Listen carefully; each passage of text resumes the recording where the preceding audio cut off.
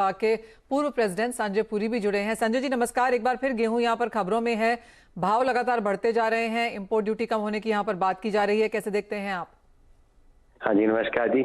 पिछले महीने में तकरीबन जो गेहूं की रेट है वो 15% के करीब सारे देश में बढ़े हैं और उसकी वजह से गवर्नमेंट ने इंडस्ट्री के साथ भी मीटिंगें की थी। हमारी रोलर फ्लावर मिल फेडरेशन की भी एक डेलीगेशन उनके साथ मिली है, फूड मिनिस्ट्री कृषि भवन के साथ, और उनकी वहाँ पे बड़ी क्लियर कि वो इस चीज के बारे में, गेहूं के रेटों के बारे में कंसर्न है और उसके साथ में कंसर्न के साथ में गवर्नमेंट को उसकी अवेलेबिलिटी का भी है। मगर पहली बात तो ये है कि जब गेहूं उन्होंने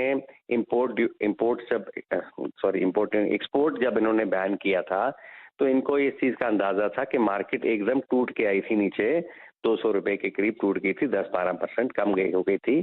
तो उससे नुकसान काफी हुआ ट्रेडर्स को भी, और जो लोग प्रोक्योरमेंट सीजन में गवर्नमेंट के साथ मिलकर प्रोक्योरमेंट किया तो उनको इस चीज का भी ये ख्याल है कि एकदम मार्केट को तोड़ना भी नहीं चाहिए, और इस तरह से मार्केट, क्योंकि उनको अगले साल भी नहीं चाहते कि सारी प्रोक्योरमेंट अपने आप ही करे गवर्नमेंट।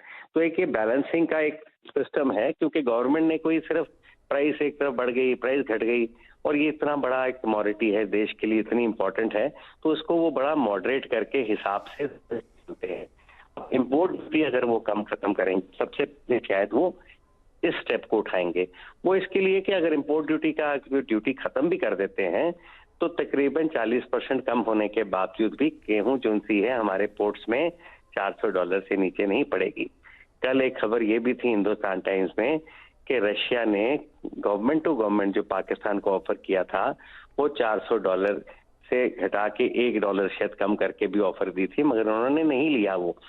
तो उससे ये लगते हैं दो बातें कि $400 एक तो रेट है, दूसरा रशिया कंट्रोल करके रखना चाहता है अभी भी प्राइसेस को, और तीसरी बात ये लगी कि पाकिस्तान वालों को भी शायद एक ख्याल था कि मार्केट जो सी $400 से नीचे आएगी, इसके लिए उन्होंने वो कॉन्ट्रैक्ट नहीं एक्सेप्ट किया। तो गेहूं का ख्याल है, क्योंकि अब यूक्रेन खुला है या यूनाइटेड नेशन ने कुछ डील करवाई है तो शायद अवेलेबिलिटी बढ़ जाएगी। इसको देखने में थोड़ा टाइम लगेगा, मगर हमारे यहाँ पे और $400 में तो बहुत दूर की बात है, तो ये खोल देंगे। मेन क्वेश्चन ये है कि जब तक ये गवर्नमेंट कोई OMSS या इस तरह की स्ट्रैटेजी मार्केट में नहीं डालती तब तक वॉलेटिलिटी रहती है। OMSS का मतलब ये नहीं है कि मैंने OMSS में माल बेचना है तो मेरे पास कितना स्टॉक पड़ा है। OMSS का मतलब है मार्केट को एक मार्गदर्शन देना कि ये मेरा रेट है। मगर अगर ये 2200 रुपए पे आज OMSS खोल देते हैं तो मार्केट 200 रुपए नीचे आ जाएगी, तो अगले साल फार्मर से लेके ट्रेडर से लेके सबको नुकसान है। इसके लिए गवर्नमेंट बहुत अभी सिर्फ थोड़ा सा, जिसको कहते हैं ना, बयानबाजी करनी, ताकि मार्केट को बोलना कि है हम वहां पे हम स्टॉक लिमिट लगा सकते हैं। हमारा अंदाजा नहीं है कि स्टॉक लिमिट लगाएंगे कि वो काउंटर प्रोडक्टिव है देश के लिए। हमको ये भी नहीं अंदाजा है कि वो एकदम 2200 रुपए पे बीट को जो इंसान का रेट है। संजय जी आपको क्या लगता है कि किस तरफ भाव जा सकते हैं? जैसे आपने कहा कि सरकार ऐसा कोई कदम नहीं लेगी कि भाव बहुत ज्यादा टूट भी जाएं। आज जिस तरह की स्थिति फिलहाल यहाँ पर है, कब तक सरकार कोई मेजर ले सकती है और कहाँ तक जाता हुआ देखते हैं आप भाव? मैं ये बड़ा क्लियर, इसी हफ्ते में नहीं तो और 10 दिन में आपके पास इंपोर्ट ड्यूटी खत्म हो जाएगी जी। अच्छा। वो एक उनका पहला स्टेप है, वो भी एक सिग्नल है। दूसरी बात ये है कि क्योंकि एक्सपोर्ट रोक दी गई थी तो मार्केट में माल पड़ा है, ट्रेडर के पास है, स्टॉकिस्ट के पास है। अब बरसात के बाद वो माल आना शुरू हो जाएगा, मार्केट में एक हिसाब से आना शुरू हो जाएगा। तो वो भी हम एक्सपेक्ट करते हैं कि विद इन नेक्स्ट वीक और 10 डेज एंड फ्यूचर में अवेलेबिलिटी, क्योंकि अगर स्टॉकिस्ट के पास माल है उसको कम करना है, तो जब तक वो रेट नहीं तोड़ेगा तो माल की भी बिक्री कम नहीं होगी, उतनी जितनी चाहते हैं उतनी नहीं होगी। तेजी में माल नहीं निकलता जी मार्केट में। तो मार्केट में जब तक थोड़ा सा मंदा नहीं आएगा तो इनको स्टॉक नहीं। अब मार्केट को जब गेहूं को कैरी करना होता है उसमें कैरिंग कॉस्ट के अलावा फ्यूमिगेशन के कॉस्ट भी होते हैं, माल खराब भी होता है। सब लोग इतने अच्छी तरह FCI की तरह नहीं तैयार होते।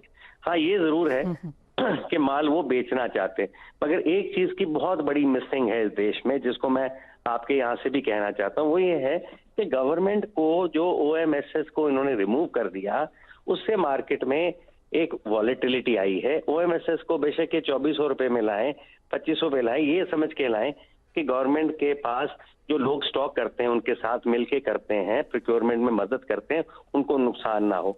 इसके बारे में मेरे को ये ख्याल है कि शायद उनकी आपस में एक इंटरनल मीटिंग चल रही है। बाकी डिसीजन जो सा है, इसके अलावा लगता नहीं है जी कि कोई इंपोर्ट ड्यूटी हटाने के अलावा कोई इमीडिएटली डिसीजन आएगा। प्राइसेस मॉडरेट हो गई हैं, पिछले हफ्ते से इस हफ्ते में प्राइसेस कम है।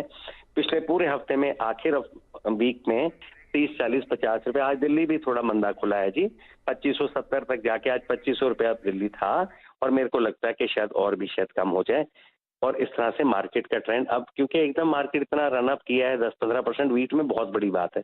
अब मार्केट ब्रीदर ले रही है और रुकेगी, मगर ऐसा नहीं होगा कि एकदम वापस 250 रुपए में 2300 रुपए में आएगी। हाँ, ब्रीदर लेके मार्केट चलेगी। और जैसे आपने कहा कि एक्सपेक्टेशन भी है कि सरकार की तरफ से हम यहाँ पर इंपोर्ट ड्यूटी में डेफिनेटली कटौती आता हुआ देखेंगे, तो वो भी शायद एक कंसोलिडेशन फिलहाल बाजार में लेके आ रहा है। तो उस खबर पर नजर रहेगी कि सरकार की तरफ से यहाँ पर कब, कितना, कब, कैसे स्टेप यहाँ पर लिया जाता है।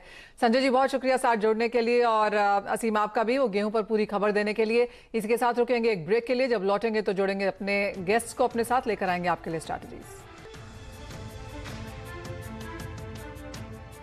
राज